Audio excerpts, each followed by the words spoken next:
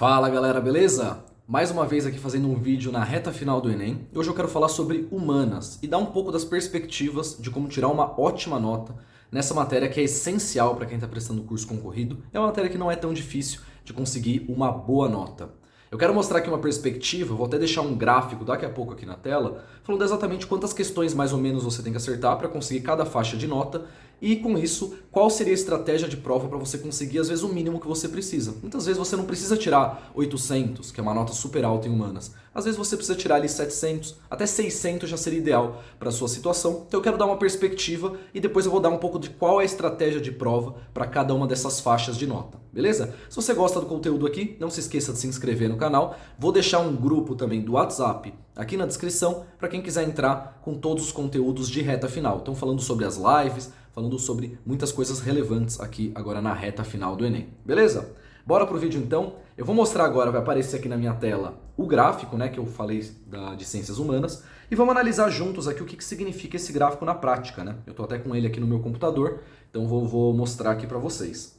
Se a gente for olhar, eu coloquei aqui a faixa de 600 pontos até aproximadamente 800 pontos.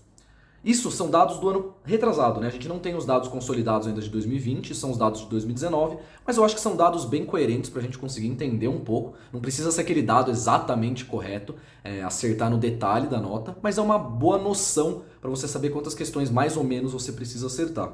Se a gente for olhar ali na nota de 600, começando nessa faixa, a gente vê que a pessoa que conseguiu essa nota com menos pontos, com menos acertos, foi 21 acertos, e a pessoa que teve mais acertos, 31. E aí mostra aquela questão de quão importante é você acertar as mais fáceis e priorizar elas sobre as difíceis. Lógico, quanto mais questões você acertar, melhor, mas acertar mais questões fáceis vai ser sempre melhor. Então se você quer tirar 600, eu diria que uma nota para você garantir um pouco mais seria por volta ali de uns 25, 26. E o que eu recomendo na hora da prova?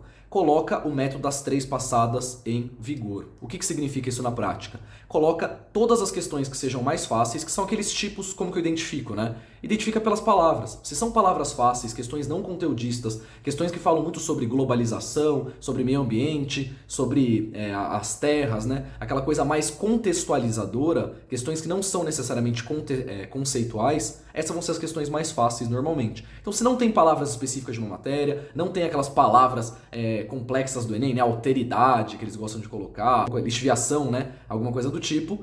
Por conta disso, essa questão pode se tornar um pouco mais difícil, então assoreamento, né? Tem muitas questões específicas de matéria que acabam aparecendo. Essas questões, se você quer tirar de 25 para conseguir mais ou menos 600 pontos, essas você deixa para o fim, e se der certo, você chuta lá, se você não souber, e você vai conseguir garantir pelo menos aí os 600 pontos. Vamos subir agora para 700 pontos, que é uma das metas principais aí do pessoal que está prestando cursos um pouco mais concorridos, e a gente vê a faixa de 34 até 40. Então essa é uma faixa que tem que tomar muito cuidado, porque eu acho que essa é a faixa que a maior parte das pessoas que estão prestando cursos concorridos está. Então você tem que tomar muito cuidado para você não ser a pessoa que tira 40 e fica com 700. Por quê? Essas 5 questões que a pessoa errou provavelmente foram questões muito de besteira.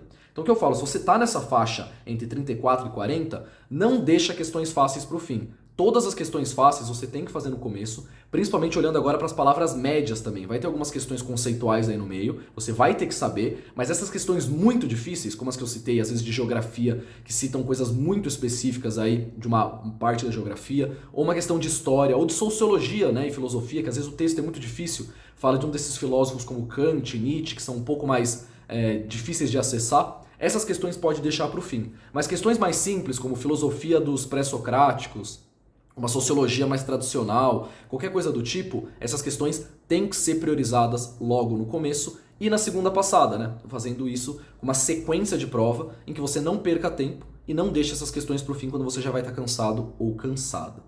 E por último, olhando aí para o que todo mundo gostaria de tirar, que é por volta de 800. 800 é quase a nota máxima de humanas, então é muito difícil anos que passam muito disso, pode chegar próximo, mas chegar, por exemplo, 850 é quase impossível.